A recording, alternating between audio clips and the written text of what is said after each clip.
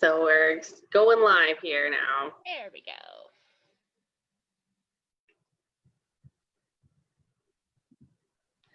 Good morning, everybody, and welcome to the July 6th edition of Confessions of a Mombrarian. So this morning, you've got your staff from the Asphodel-Norwood Public Library. We're short one, but you've got me and you've got Cheryl with you today. And I'm just going to take a little second here and do some sharing, because sharing is caring.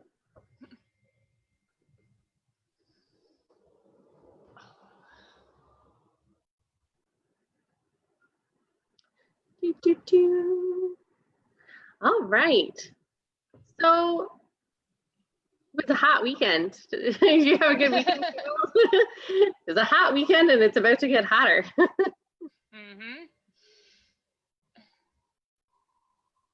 All right. Oh, volume down. Okay. Sorry, just watching for comments over here. So I wanted to make sure that I have that up and running. So if you have any comments as we're going through today and you're watching, please feel free to chime in, and we'll do our best to answer any questions or address any comments you have. So I wanted to talk about the school year in September. It's going to be here before we know it. And as parents right now, we are really in the dark in how it's going to look. The province came out with 3 kind of recommendations: either a regular school year with just enhanced cleaning protocols, or the kids are going to be going part-time and alternating either days or weeks, or they're going to continue virtual learning from home. And my kids are part of the Catholic school board in our area, and my youngest is starting JK in September, and I'm like, that just adds a whole nother component into how this whole like COVID schooling is going to look. The one bonus is that he's not going to know any different. So if he's only going part-time, well, that's going to be his normal kindergarten experience. If he's doing kindergarten from home, heaven help me, it's never going to work, but we'll try, but that'll be all he knows. So yeah, I can't, and you know, at least in the grand scheme of life, the first year of kindergarten, junior kindergarten, is really not that maybe significant in terms of his educational foundations, but it is significant in terms of his social interactions and forming friendships and learning how to play nicely and just learning how school works. And in COVID times, when they're not supposed to share toys and they're socially distancing, I don't really know what kind of foundation he's going to get in that regard. I mean, luckily, he has been in a really awesome childcare center since he was a year old. So he does have some social skills there, but I don't know. It's been so long since he's been with his daycare friends that I don't know how much he really remembers. I don't know. This is hard. Sure. But so our school board that we're part of sent out this link, and it was this thing called the Thought Exchange. It's actually a really cool platform. So instead of like a regular survey where you are presented with questions and you answer kind of A, B, C, or D, or like agree or disagree, or this really gives you more of an opportunity to get your voice in. So the way it works, it's really neat. The way it works is you submit any questions or thoughts or concerns that you have in regards to the new school year. So I think I sent in 3 different questions, thoughts, or concerns. And then you are presented with the questions, thoughts, and concerns of the other participants in the thought exchange, and you rate them by giving them stars as to like how important or prevalent that concern is to you, or that question or that thought, or how much you agree or disagree. So they ask that you respond to 20 or 30, give a star rating, like out of 5 stars, to 20 or 30 of those questions posed by others. The one glitch in the system is that I saw all 3 of my questions come back at me. So, but they small things. But yeah, I thought it was a really good way to do it. And then once you've given your star ratings, you can see the top 15, the questions or concerns that have been posed by others that have like the highest star rating, that are like the most important to others who have rated them. And the number one thing when I did this thought exchange was that if you have more than one child in school and they're only going part-time, say every other day, or 2 days on, 2 days off, or every other week, it's like, please coordinate so that my children are on the same schedule. That's like parents' biggest thing. Like, this whole trying to arrange childcare is going to be a crapshoot anyways. And so it would just make my life so much easier if all my kids could go to school on the same days and be home on the same days. And every parent is feeling that. That's like that was the number one thing that came back. Well, yeah, especially if you have multiple kids and they're on different schedules, you're going to be waking up in the morning wondering which one's supposed to go and which one can sleep in and which one's going to the babysitter if you have one. Yeah. It's just, having kids go part-time is just going to create other issues, right? Because, not everybody has a flexible schedule with their job. And so if your kids are in part-time, but you're still working full-time, well, then you're going to have to find either a day camp or a program or a home daycare or a child care center that is going to take these school-age kids for those alternate days.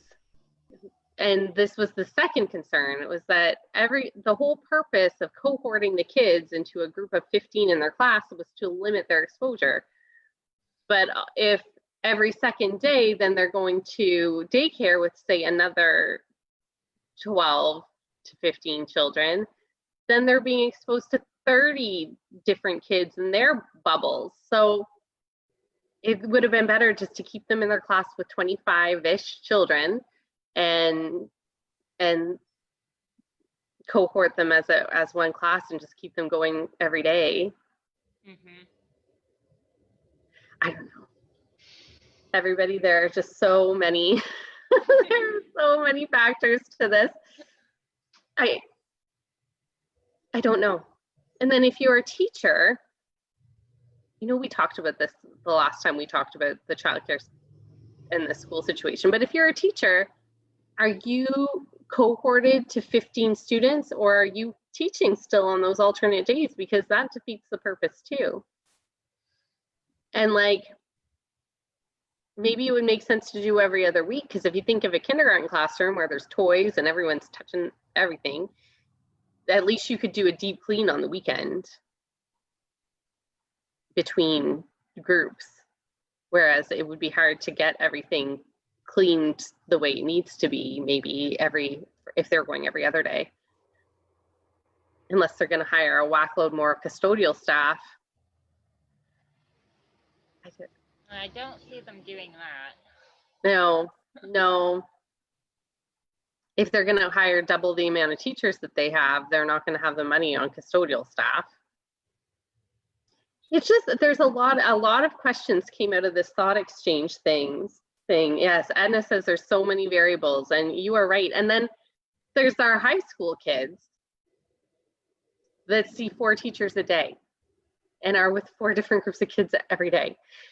So, like, I really think being in a classroom setting is valuable, and having that interaction with other students and the interaction like face-to-face with your teacher, especially to meet everybody's learning needs I mean, some kids are just, learning virtually is not going to work for them.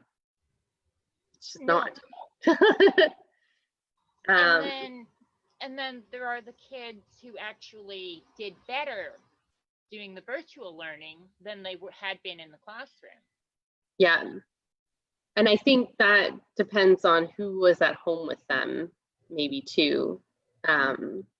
Maybe not. Maybe there's kids that learn really well independently, just virtually. But I feel like kids that I know that thrived had those really like right there supportive parents that they were having like a one-on-one learning experience, which that's just not the reality for every parent. Mm-hmm. So I don't know. I mean, your children, your two oldest children are done school. So I feel like you've got maybe one, your oldest stepchild is done school after this year. No, Marty graduated. Yeah. Here. So I've only got one going back to high school. Yeah. So yeah, it'll be interesting to see. Yeah. Interesting to see what her schedule is going to look like, and if she's going to have, or if they're going to cohort teachers to a class. But like to have an English teacher teach chemistry doesn't work. Is not going to work. So whether they're just going to stay in the same classroom and then do virtual learning with their English teacher in the room, it's going to be so weird. Oh, yeah. I'm feeling for teachers. I am feeling for teachers that also have children and are going to be trying to juggle their teaching schedule with their own. Mm-hmm.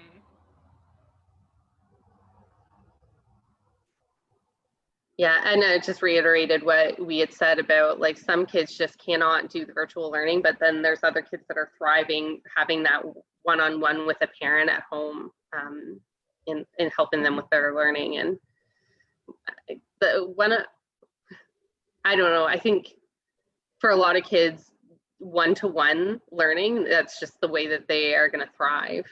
And maybe through this whole COVID thing, that's what we're discovering, is that learning styles maybe could be a little bit more adaptive to how people, or teaching styles could be a little bit more adaptive to how kids learn. And I think we're realizing that having different learning styles is how we learn is really important, more so than what we're trying to learn. Yeah. I'm not sure quite how to put it, but the visual, auditory, reading, kinesthetic, when you can apply the appropriate method to the way the child learns, they're going to thrive. Yeah. And I think what this has taught us is which children thrive in which environment. Very much so. It's hard for me. Like, I have one kindergarten age child, but she needs to have other kids around her. She just does not do well trying to grasp these concepts on her own. She needs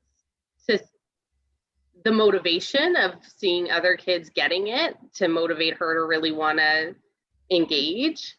And she's a social kid, and she needs other kids, and she needs to be taught by somebody that isn't me. Is hard on my ego because I went to school to be a teacher, so I feel like I should just have been able to swoop in there, and it should have come really naturally, and we should be doing great. And instead, no, because I'm trying to teach my mini me, and we're too much alike, and we butt heads like this. Well, how many teachers have their own children in their classroom? Doesn't they try to avoid that? Yeah, I think it's changed over the years. I know when I was in school, there was a couple of years that the children of my teachers were in their class, and that was fine. But I don't think that happens all the time anymore. I think they try No, and it's the same as going to the doctor. They don't want you to be related to your doctor. Yes. Or other healthcare professionals. Yeah, that's very true.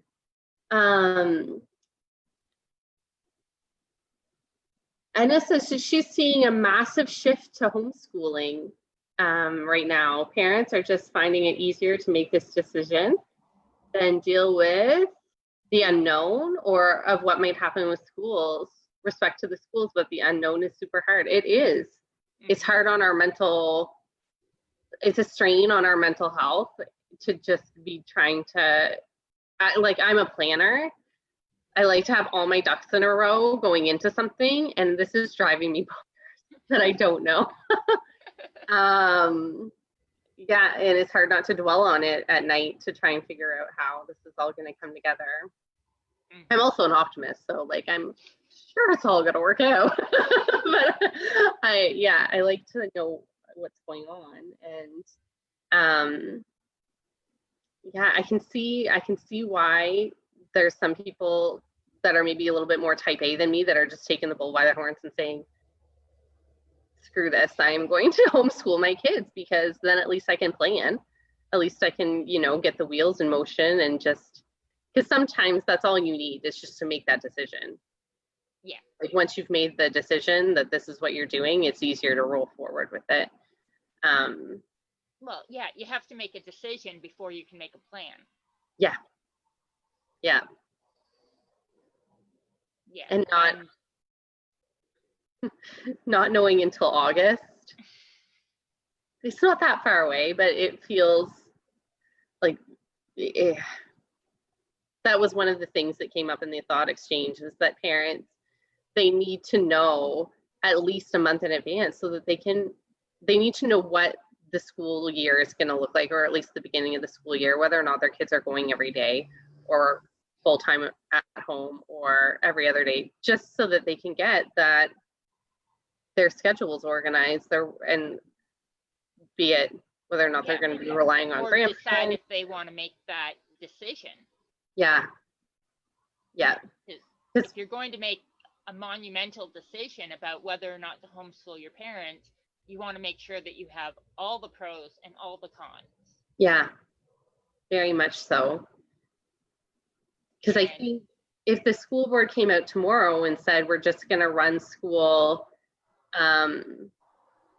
like a regular year, everybody in the same class, going every day, most parents, or it might be divided, but a lot of parents working parents would breathe a sigh of relief and be like, thank goodness. And then, if you have a child that has any kind of that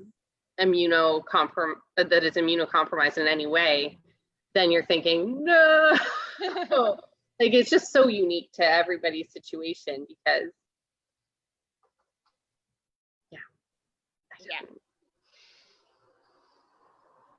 and I think a lot of us parents have just realized that we are not cut out to be homeschoolers through this process too. So kudos to the ones that jumped in and thrived and now are thinking of doing it permanently. So like that's great, because I think I came out of the end of June thinking like, oh my gosh, I'm not equipped. I'm not the lady for this.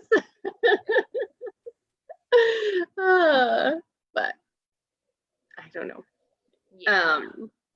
Edna says, I think there may be a lot of grace on all fronts come September. And, I think that is,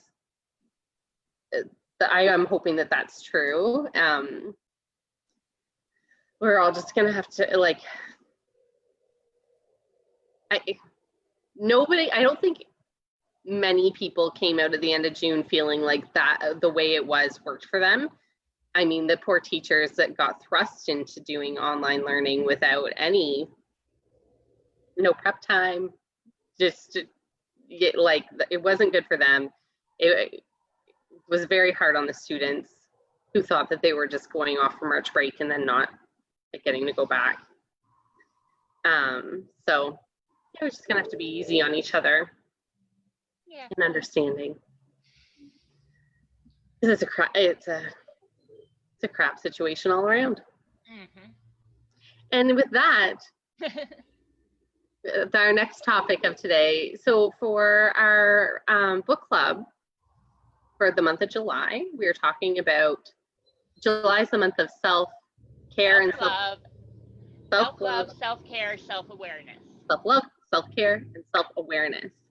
And so parents that are trying to juggle what the heck they're doing once they find out in August, and they've got that 3 weeks of time to scramble and figure out how they're going to run their lives in September, they might be needing a little bit of self-care. And so this month came upon us, and we decided that this is what we were going to do for book club. And I became very aware that I don't really know what self-care is, because I think that it kind of has become, I think it's something that some people have practiced for years, but it's become on trend or in vogue in maybe the last 6 years, where I've been so child oriented that I miss the memo, and I just don't really get it. Yes, and of course, Prudence isn't here. Prudence is our self-care guru. Yeah. Because she works with people and has a group devoted to self-care. And it's basically filling your own cup, because you can't give from an empty cup. So you need to refill, recharge, and it can be something as simple as locking your bathroom door, putting on some headphones so that you can't hear anything, and having a nice bubble bath. Oops. Or it can be going out for a walk by yourself. It can be seeing friends that you love and having a cup of coffee with them, but doing it for you and not having to put your resources out for your kids, for your friends, for your family, for the house, for the job. It's just taking that little bit of time and doing something just for you. Which I definitely see as valuable. Do you have to plan for self-care? Does it have to be, can it be something that happens spontaneously, where you maybe have reached a breaking point with a particular 3-year-old who's driving you bananas, and then you have to lock yourself in a closet with a bag of licorice? Or is that not self-care? Is that just like what? That is self-preservation. Okay. Okay, just to be clear. There should be time set aside for you. Whether it's after the kids go to bed and you're sitting there with that cup of tea and that book and just not worrying about anything else. But it can be spontaneous, but you want to make sure that you know that you're doing it for you. So making sure that at least a couple times a week that you are putting some time aside for you. That doesn't necessarily have to be scheduled. Although if you're having trouble taking care of yourself, you might want to. Yes. Well, and in these COVID times, you may have to make sure, like if it's not an after bedtime situation with your kids, you maybe need to make sure that you have somebody on deck that will take the children off of your hands for that little bit of time. So you could, go out for a friend with coffee or social distancing, mind you, or go for a walk or work out. I know a lot of people that self-care equals working out. Yes. Exercise is not only good for your body, it's good for your mind as well. Yeah. So a lot of people, you release endorphins and it just helps you feel better about yourself. So self-care does not necessarily equate to lighting candles and meditating. No. It also does not equate necessarily to finding the bottom of a bottle of your favorite Merlot. True. It could. Well, there are people who are saying, what are you talking about? That is my self-care. It's different for everyone. It's got to make you feel good. Whether it's meditating, whether it's going for a walk or a run or doing that yoga workout or being able to read that book and have that cup of tea. Yeah. It's very personal. Like, I know when I wake up in the morning, I pray that I've woken up enough before my child that I can just have that little bit of quiet time with my coffee and just do a little bit of meditation. And what I do every morning is a gratitude list. I write down 3 to 5 things that I am grateful for. And then I put that piece of paper in my pocket. And when it gets tough during the day, I take that piece of paper out and read it and remind myself, these are the things that I am grateful for. Life is not that bad. Yes, that was the one thing that came up in our book club today. That was our one posting, was talking about, or Prudence had scheduled it, talking about gratitude and how that fits into self-care and self-awareness. Yeah. We have a comment from Heather who says, I don't think after the kids go to bed is enough. By then I feel pretty tired out. And I understand that. Sometimes after the kids, time. Yes, and that could feel like self-care. Tickle my throat. But there's some days after it's been maybe a long day in the sun or a long day fighting with my son, that by the time that bedtime rolls around, I am a full-out mom bee, and all I can do is just sit in front of Riverdale and watch the craziness ensue on Netflix, and that's all. Like, that's just all I can function. I don't even want to get up and get myself a drink, like alcohol or otherwise. Like, I don't want to make a cup of tea. I just don't have it in me to make it. I just sit there. Yeah. And if the Netflix remote is too far away, I might just sit there and stare at a wall. And that's why it's different for everyone. Like, some people thrive at nighttime. Like, even if they've had a busy day, nighttime is still their time. Yes, the night owls. I know some of me. My evening after the day is done, that's my time to spend with my husband and just relax and let go of the day. Yeah. My me time is first thing in the morning. Yes. That's what works best for me. I can start my day with a clear mind, and then usually the day doesn't always seem so overwhelming. Yeah. Edna's agreeing with you. She says that she likes to get her self-care in first thing in the morning before the kids wake up. And even she did that with her children when they were little. So Edna's one of those people that has been aware of self-care or practicing self-care for a long, long time, since before it became trendy. But it is trendy right now, because if you want to look into a self-awareness type of book on Overdrive right now, because I just looked, because I want to choose a book for book club, because that's our topic this week or this month, is self-care and self-awareness.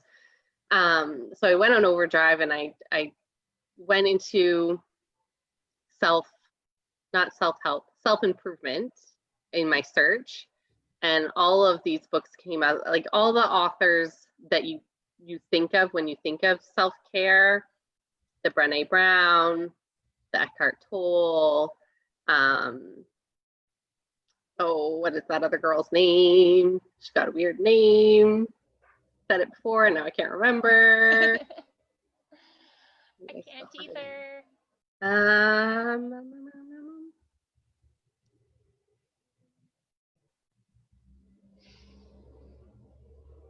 it's not coming to my brain right now.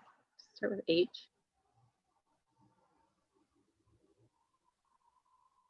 I don't know. I'll think of it later. But all of those books have a huge wait list on them because that's is something that people are interested in learning more about right now, and ways to do the whole self-care thing. Yeah, and if I can interrupt, you keep saying that it's a trend. And those of us who have discovered how much better we feel with it are hoping that that is one of the things that becomes the new normal. Right. Yes. And it should be. Yes. I'm saying maybe trend is not the right word, because that kind of implies that there will be it will fizzle out eventually. Yeah. But what I mean is, like, right now, and maybe because of COVID, because we're at home, and maybe because we're reading a little bit more, or we're just spending a lot more time with ourselves, or with our children, maybe that's why it's popular or at the forefront at the moment.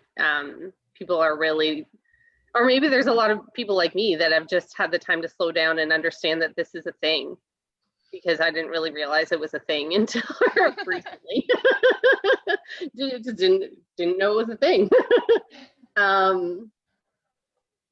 and it maybe something I was doing without even realizing it. Like I love an audiobook, and I will plug in an audiobook at any time that I feel like I need to just tune out the rest of the world, or in the car. And that could very well be my self-care thing.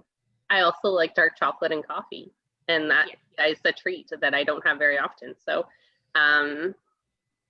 also kind of something that I've just never labeled as a self-care thing.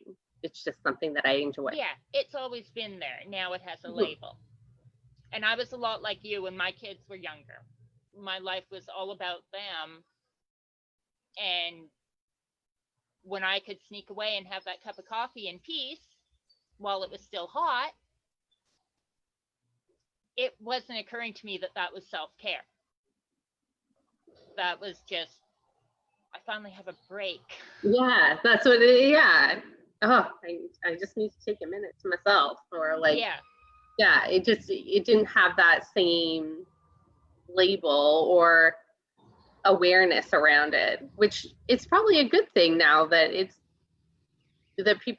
being recognized as an actual thing to take a moment to yourself. Yeah. A valuable thing to do, because then you can plan for it in your life. You can make a plan to maybe get your spouse on board and say, like, okay, that time is from mine. Yeah, when it's not my night to do bath, you get both children in the bathroom, and I have 20 minutes to do something of my own or whatever. Yeah. Or this is my time. I'm going to go read a book. If you can't find your socks, that's your problem. You go barefoot. Yeah.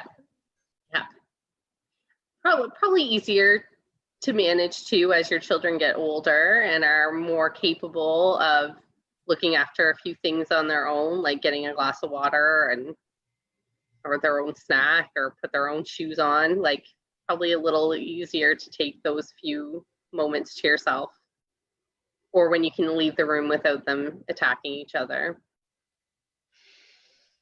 Yeah. It helps. Oh well. So in terms of books, what to read, it doesn't all have to be like existential philosophy kind of things, right? Like, so because I was having trouble finding one of those like really popular authors, like Rachel Hollis is another one, the girl that wrote Girl Wash Your Face. if you're having trouble with tracking one of those down, I know for myself, I am financially illiterate and I want to know more. So I had started looking into some of those like financial self-help books. And does that fall in line with what we're trying to accomplish this month, do you think? Well, if it's something that you're aware that you don't know enough about this subject, then yes, you will be empowering yourself by learning more. And by empowering yourself, you become more self-aware of what you can do and what your limitations are. So it all goes hand in hand and round and round. So whatever you feel you are lacking in that will help you be more aware of yourself, be able to help yourself. Yeah. It all works. As a planning kind of personality, I always feel like, you know, if I would feel better in the long run if I had, you know, my ducks in a row leading up into retirement. Like if I had a better grasp on how to save for retirement, or, you know, how to invest properly so that retirement can be comfortable and not stressful. Because I also always have in the back of my mind that after COVID's over, CPP is just not going to exist anymore. We're blowing money left, right, and center. That's a whole nother topic, but these are the things that keep me awake at night. Yeah. On top of many other things. But so yeah, I just think I would feel self-cared for if I had a bit more of a plan when it comes to knowing more about finances. Yeah. And me, I've been reading the self-help. I read Girl Wash Your Face. Yeah. I loved it. I've read quite a few of those types of books. So I've discovered I can take a break from that, start using what I've learned. And I've always been a very practical person. I've got that covered. So I've decided I need to explore my spiritual self. So I've got a book called Change Your Aura, Change Your Life that I am going to be reading. And it's a little bit different from what I've been reading. So I'll be enjoying my need for more knowledge and discovering more about myself through it. It sounds interesting. That kind of thing I think sounds intriguing. Whereas personal finances is maybe a little painful. It can be. It depends on who you are and how much you want to know about it. That's true. That's true. I thought of that other author, and it was Glennon Doyle. Okay. Glennon Doyle. She just released a new book in March. Untamed, maybe? Untamed? Does that sound right? So, but she's another. I can't remember. One of those popular. Yeah. Well, if you go into the book club group, there have been lots of suggestions and suggestions of authors, offers of sharing books. Yes, we have a really supportive, lovely group of mostly women on our ANPL Mombrarians book club. If you're not a member already on Facebook, I suggest that you seek us out and join our group. And you can hear, see all of the questions that are coming up about these types of self-care, self-awareness books. This is our first foray into a nonfiction book for our online book club too. So very, very interesting.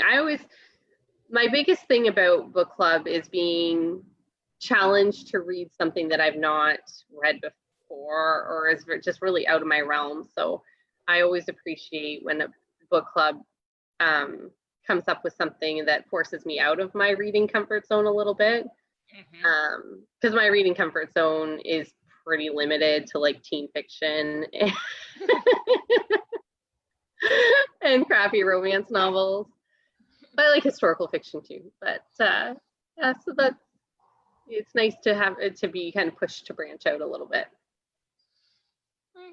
Well, I read a little bit of everything. I stay away from romance, but I love my mysteries, my fantasies, and I do actually read a lot of nonfiction for some reason.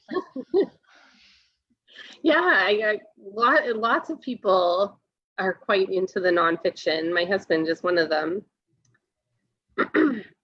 So yeah, please join if you're not part of the book club, please join the book club. And another thing that you can do if you're a parent and you've got a kid that's kind of in between the ages of 2 and 12 or maybe 4 and 12 is register them for summer reading club. That is happening.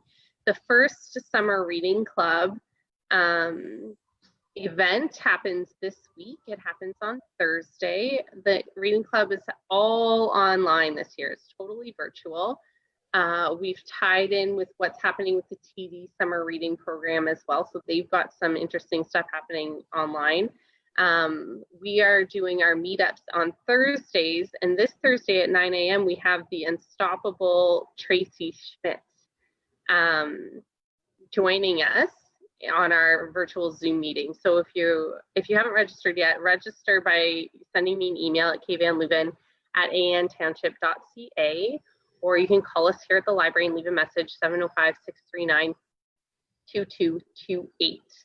And Tracy Schmidt, she is a motivational speaker. I'm just pulling up some information about her. She was born a 4-way amputee and talks about kind of the challenges that she's faced. She has an amazing life and an amazing story.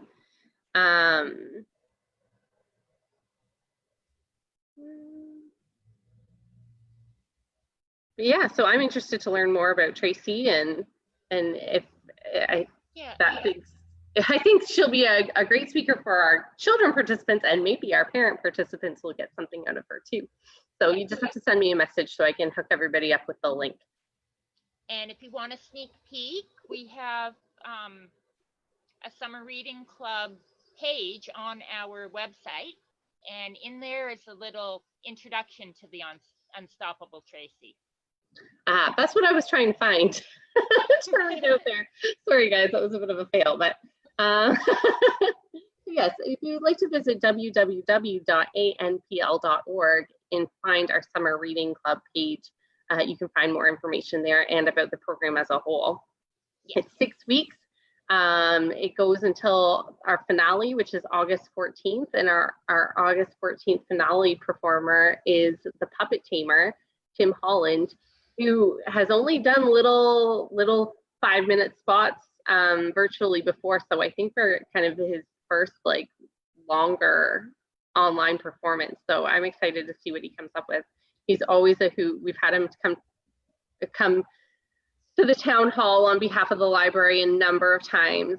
He is a stunt ventriloquist is what we call him, and he can do some amazing things. He juggles, he walks on stilts, so he's got these puppets that are hilarious. So yes, please join the summer reading club, and like we've got another couple of other interesting guests throughout the summer as well. So I think that's all we've got for today. You can always reach out to us at the library. We're still doing curbside pickup. The library is not open to the public at this time, but curbside pickup is ongoing. And if you'd like to learn more about that, feel free to call, ask, check our website, check our Facebook. There's lots of information out there. But yeah, thanks guys for tuning in. And we will see you next Monday. I think the Three Musketeers will be reunited at that point. So take care, everybody.